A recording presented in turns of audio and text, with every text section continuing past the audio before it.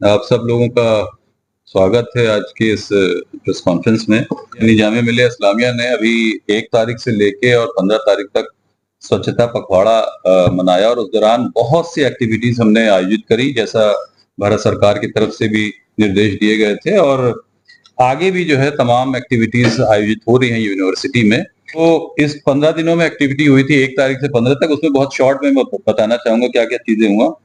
एक तो श्रमदान एक्टिविटी थी जो मुजीब बाग हमारा यहाँ स्टाफ क्वार्टर से वहां पर, फिर जितने भी पब्लिक टॉयलेट्स वगैरह हैं उन सब का रिपेयर मेंटेनेंस इस दौरान किया गया काफी बड़े लेवल पर। फिर मास अवेयरनेस एक्टिविटीज स्कूल में और दूसरी जगहों पर और कॉलेज में जगह जगह आयोजित की गई, और इन सब में जो सबसे बड़ा कंट्रीब्यूशन और जो जो हमारी टीम्स इन्वॉल्व रही उसमें एक तो हमारी sanitation department, horticulture department, NSS के जो है जो वॉलंटियर्स हैं और एनएसएस के कोऑर्डिनेटर्स, ये सब लोग जो है पूरी तरह से इसमें लगे रहे।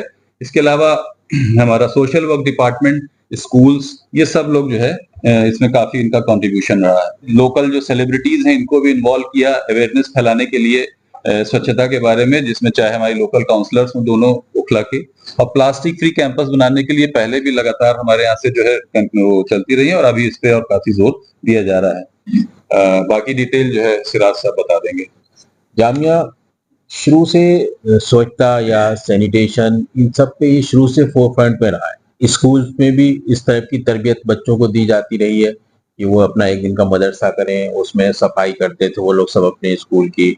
और एनएसएस जो है वो हर साल जामिया के मुख्तलिफ जगहों पे पार्क वगैरह को मेंटेन करता है। तो ये जामिया का एक कल्चर है कि हमें जिस जगह पे भी रहना है उसको साफ सुथरा और खूबसूरत बना के रखना। यहाँ पे पंचायत घर जो ओखला का है उसकी सफाई का इंतजाम करेंगे। सिमिलरली प्लांटेशन यूनिवर्सिटी में होता रहा है, तो इस बार हम लोग बाहर यूनिवर्सिटी से बाहर निकल के जो कब्रिस्तान है शाहीन बाग का, उसमें प्लांटेशन करेंगे हमारे बच्चे जाके। तो जामिया सिर्फ विद इन द कैंपस नहीं, ऑफ साइड द कैंपस भी गवर्नमेंट का स्वच्छता का जो मिशन है उसको इम्प्लीमेंट करने में अपनी पूरी कोशिशें और पूरी जागीरदारी से काम कर रहा है।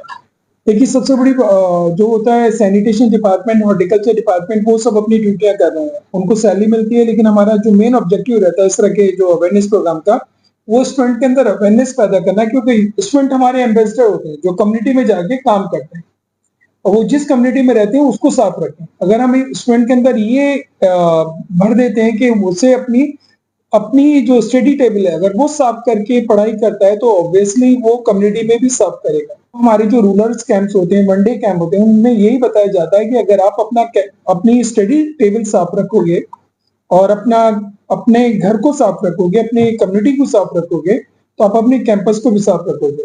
हम उनको इस तरह से मोटिवेट करते हैं कि अगर आप सीसीडी में कॉफी पीने जाते हो तो वहां पे आप अपनी ट्रे उठा के डालने के में आप स्टेटस सिंबल समझते हो कि आप अपनी ट्रे को डस्टबिन में डाल रख के आ सकते हो। लेकिन जब कैंपस में कैंटीन पे चाय पीते हो तो वो कप आप डिस्पोजेबल कप आप डस्टबिन यूज क्यों नहीं यूज करते? इस तरह से हम उनको मोटिवेट करते हैं। हमारी सेंट्रल कैंटीन है, सेंट्रल कैंटीन पे जाके हम वनडे कैंप्स लगाते हैं। वहां पे जाके वहां पे बच्चे सफाई करते हैं, बच्चों में मोटिवेट करते हैं। उन बच्चों को देख के कुछ बच्चे उनके ऊपर रिमार्क्स भी पास करते हैं कि देखो ये आ गए, एनएसएस वाले बच्चे आ गए, अब देखो ये सफाई करेंगे। लेकिन हमारा ऑब्जेक्टिव उनके रिमार्क्स को नहीं सुनना होता है। हमारा होता है कि हमारी उस एक्ट से अगर 5 बच्चों में भी चेंजेस आ गए तो हमारी वो कैंपेन कामयाब हो जाती है। जो 1 से 15 तक हमारे स्टाफ ने sanitation, horticulture, NSS volunteer plus हमारे स्कूल के बच्चे, स्कूल में सैयद आबिद हुसैन स्कूल के बच्चे और जामिया सीनियर सेकेंडरी स्कूल के बच्चों ने जो मिलकर काम किया है, उसका मेन ऑब्जेक्टिव था कि सफाई के बिना शांति नहीं है। अगर आपका घर में गंदगी है तो आपको शांति नहीं मिल सकती। अगर अभी हमारी हॉलीडेज हो जाए तो हम लोग शिमला जाते हैं, लेकिन हम लोगों ने क्यों जाते हैं? शांति के लिए। अगर वही चीज हम अपने घर में ढूंढें, अपने घर में सफाई रखें, अपने पड़ोस में सफाई रखें, तो वो सारी चीजें उसमें सब चीजें हो जाती हैं। और जो हमारा शपथ ग्रहण हुआ था उसे हमारे रजिस्ट्रार साहब नसीम हैदर साहब ने हमें शपथ दिलवाई सबको, और उसमें अपने जामिया स्टाफ एंड स्टूडेंट को, और बीसी साहब ने हमें मोटिवेट किया फॉर द डिफरेंट कम्युनिटी में काम करने के लिए, जिसमें हमारा तैमूर नगर का स्लम एरिया, जुलैना वाला एरिया है, प्लस इधर अबुल फजल, शाहीन बाग, इधर गफा मंजिल और ये धोबी घाट जो है हमारा बटला हाउस में, वहां पे हम लोग जाके काम करेंगे हमारा मेन जो ऑब्जेक्टिव होता है बच्चों का, लोगों में अवेयरनेस पैदा करना।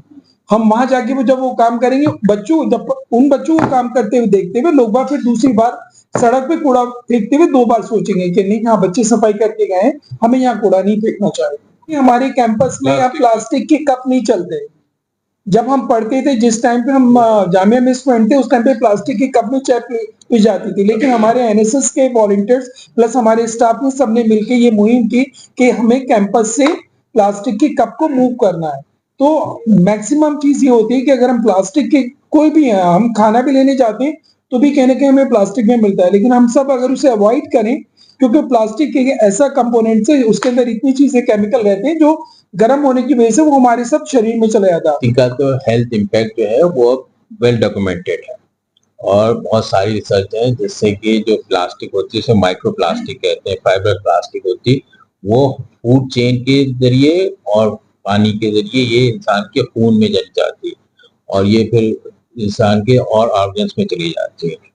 तो लेकिन इसका इस्तेमाल जो है, प्लास्टिक को कंट्रोल करना, वो भी बहुत चैलेंजिंग है कि वो एक बार पानी में आ जाए तो और चीजों को तो कंट्रोल कर सकते हैं, प्लास्टिक को नहीं कंट्रोल कर सकते। इसका वाहिद सॉल्यूशन ये है कि इसका कम से कम यूज हो, जहाँ पे खासतौर से ऐसी चीजों में इसका यूज ना हो जो कि फूड चेन में जा सके। तो जामिया की कोशिश है और चैलेंज भी है कि प्लास्टिक को एकदम से खत्म नहीं कर सकते, लेकिन वहां से हम लोग प्लास्टिक को स्टूडेंट की लाइफ से, कैंपस की लाइफ में वहां से उसको खत्म कर रहे हैं, जहाँ पे उसका हमारे पास एक अच्छा ऑल्टरनेटिव, सस्टेनेबल ऑल्टरनेटिव मौजूद है।